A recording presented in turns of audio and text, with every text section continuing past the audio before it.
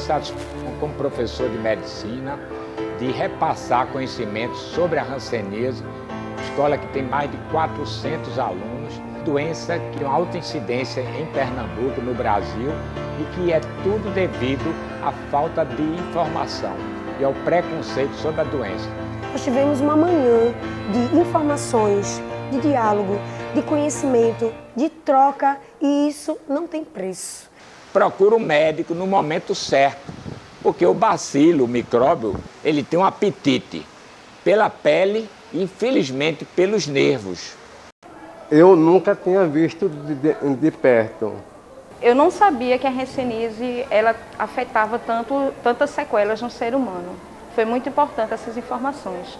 Índia, Brasil e Indonésia representam 82% de todos os hansenianos do mundo. E o Brasil, 90% do continente americano está aqui no Brasil. A doença ela é transmitida, exige um contato íntimo e prolongado.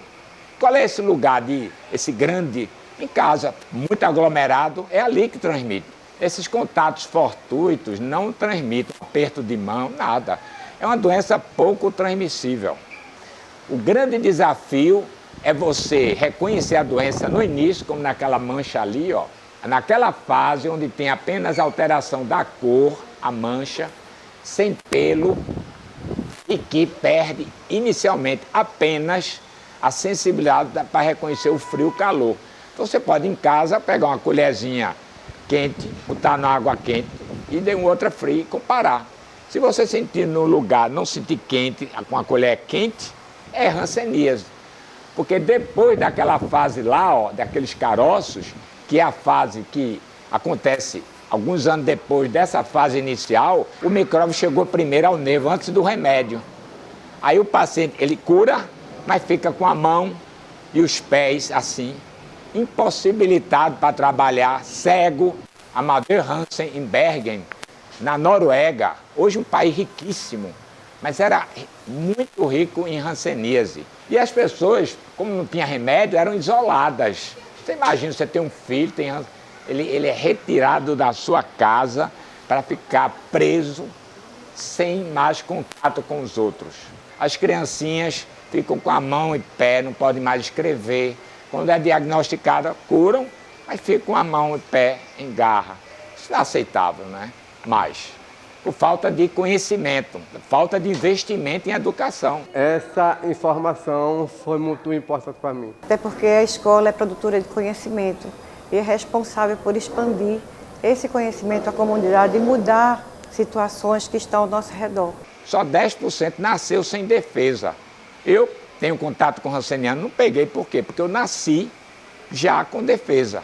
Porque para a doença se instalar precisa de duas coisas: grande quantidade de contato com o micróbio e que não nasceu sem defesa. Eu mesmo pensava que ela só em aperto de mão pegava, mas agora eu sei que não pega.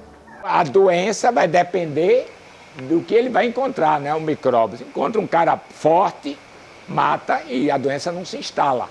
Mas se pega aqueles 10% que nasceram sem defesa, ele vai adoecer. Então, por isso que é uma doença pouco contagiosa, poucas pessoas podem adoecer, entende?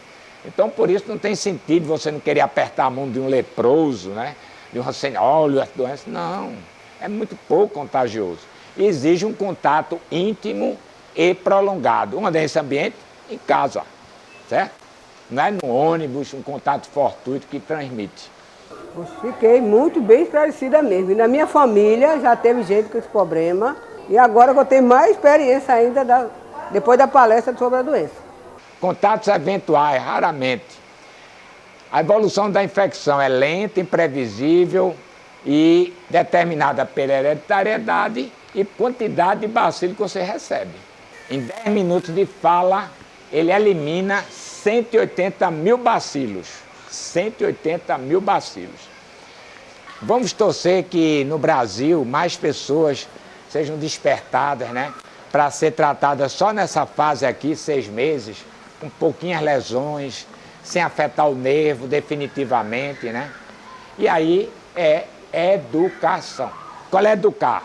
Reconhecer a doença nessa fase, que não transmite e nem deixa sequelas, não ataca o nervo e combater o preconceito. Tudo isso que eu falei precisa ganhar redes sociais, para que as pessoas também desfrutem desse conhecimento, não é verdade?